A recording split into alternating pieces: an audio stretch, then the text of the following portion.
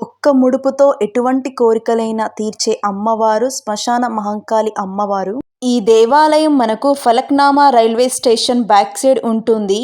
ఈ దేవాలయంలోని అమ్మవారు 3 చెట్టు కింద వెలసి ఉంటారు. రావి చెట్టు, వేప చెట్టు, మర్రి చెట్టు, ఇలా 3 చెట్ల కింద వెలసి ఉన్న అమ్మవారు మహంకాళి అమ్మవారు.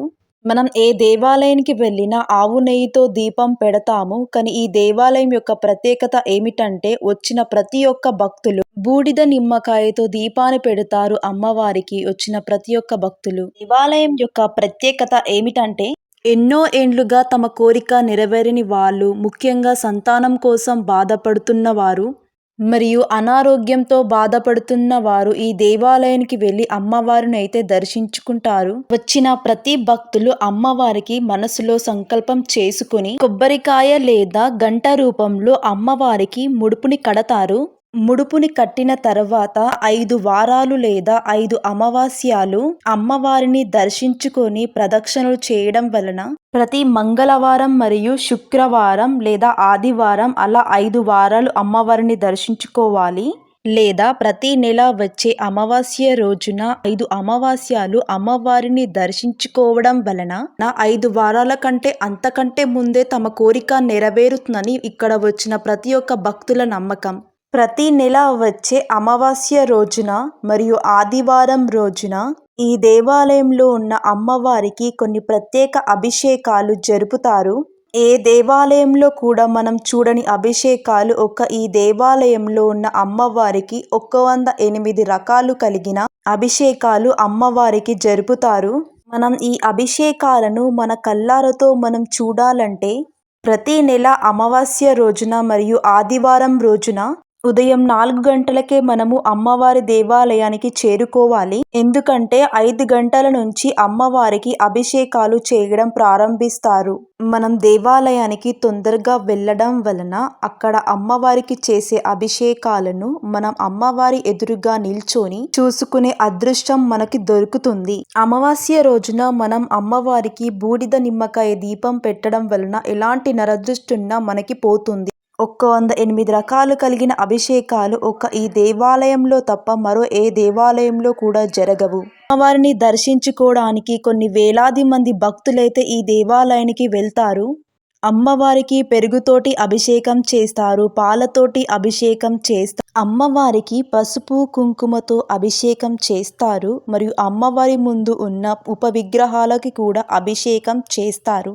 అభిషేకం చేశాక అమ్మవారికి హారతి ఇస్తారు. ఇలా ప్రతి ఒక్క అభిషేకం చేసిన తర్వాత హారతి ఇస్తూనే ఉంటారు. ఈ విధముగా 108 రకాలు కలిగిన అభిషేకాలు అమ్మవారికి చేస్తారు. అమ్మవారికి నీళ్లతో అభిషేకం చేస్తారు. చేసిన నీళ్లను వచ్చిన ప్రతి ఒక్క భక్తుల పైన పంతులు గారు చల్లుతారు. అమ్మవారికి ఒకవైపు పసుపుతోటి మరొక వైపు కుంకుమతోటి అమ్మవారికి అభిషేకం చేస్తారు. అభిషేకం చేసిన తర్వాత అమ్మవారికి హారతినైతే ఇస్తారండి. అమ్మవారికి పసుపు నీళ్ళతో అభిషేకం చేస్తారు, కుంకుమ నీళ్ళతో అభిషేకం చేస్తారు.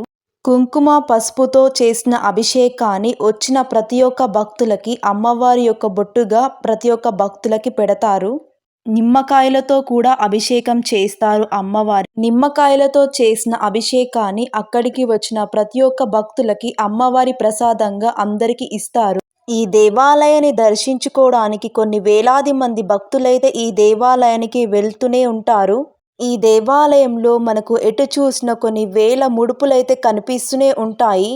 వచ్చిన ప్రతి ఒక్క భక్తులు తమ కోరికను అమ్మవారికి గంట రూపంలో ముడుపు కట్టడం వలన ఆ శబ్దాన్ని అమ్మవారు విని తమ కోరిక నెరవేరుస్తుందని భక్తుల యొక్క నమ్మకం. ఈ దేవాలయం టైమింగ్స్ వచ్చేసి మనకు ప్రతిరోజు ఉదయం 6 గంటల నుంచి సాయంత్రం 8 గంటల వరకు ఓపెన్ ఉంటుంది. అమ్మవారికి ప్రత్యేక పూజలు మాత్రం ప్రతి నెల మంగళవారం మరియు శుక్రవారం మరియు ఆదివారం రోజున మరియు అమావాస్య రోజున ఈ దేవాలయం ఉదయం 5 గంటల నుంచి రాత్రి 11 గంటల వరకు ఈ దేవాలయాన్ని తెరచి ఉంచుతారు. 108 రకాలు కలిగిన అభిషేకాలు పూర్తి చేసిన తరువాత చివరిగా అమ్మవారికి గుమ్మడికాయతో అయితే హారతినైతే ఇస్తారు. ఆ హారతిని అక్కడికి వచ్చిన ప్రతి ఒక్క భక్తులు తీసుకోవడం వలన తమలో ఉన్న నరదృష్టి మొత్తం పోతుంది. ఈ దేవాలయంలో ఒక్క కాళికామాతనే కాకుండా ఉప ఆలయాలు కూడా ఉన్నాయి. రేణుకా ఎల్లమ్మ, కట్టమైసమ్మ. వచ్చిన ప్రతి ఒక్క భక్తులు తప్పనిసరిగా ఉప ఆలయాలను దర్శించుకునే వెళ్ళాలి. అలా 3 దేవాలయాలు ఒకే దగ్గర ఉన్న దేవాలయం మన శ్మశాన మహంకాళి అమ్మవారి దేవాలయం. వచ్చిన భక్తులు అమ్మవారికి అభిషేకం చేయించుకోవాలనుకుంటే ప్రతి నెల వచ్చే అమావాస్య రోజున అమ్మవారికి అభిషేకం చేయించుకోవచ్చు. ఏ దేవాలయంలో అయినా అభిషేకం చేసిన తర్వాత అక్కడ మనకు తీర్థప్రసాదాలు మాత్రమే ఇస్తారు.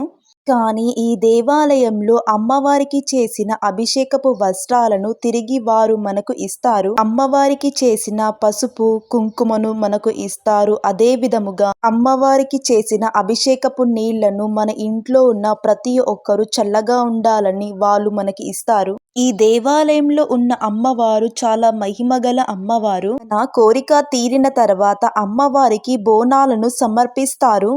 నైవేద్యంగా అమ్మవారికి పరమాన్నం మరియు జొన్న రొట్టెను సమర్పిస్తారు. కోరిక నెరవేరిన తర్వాత అమ్మవారికి యాటను లేదా బోనాలను, అలా కాకుండా గుమ్మడికాయతో కూడా మన మొక్కును నెరవేర్చుకోవచ్చు ఈ దేవాలయంలో. అమ్మవారిని దర్శించుకోవడానికి ఈ దేవాలయానికి కొన్ని వేలాది మంది భక్తులైతే వస్తూనే ఉంటారు. ఈ టెంపుల్ యొక్క లొకేషన్ డిస్క్రిప్షన్లో పెడతాను. ప్రతి ఒక్కరూ దేవాలయానికి వెళ్ళి అమ్మవారిని దర్శించుకోవాలని కోరుకుంటున్నాను.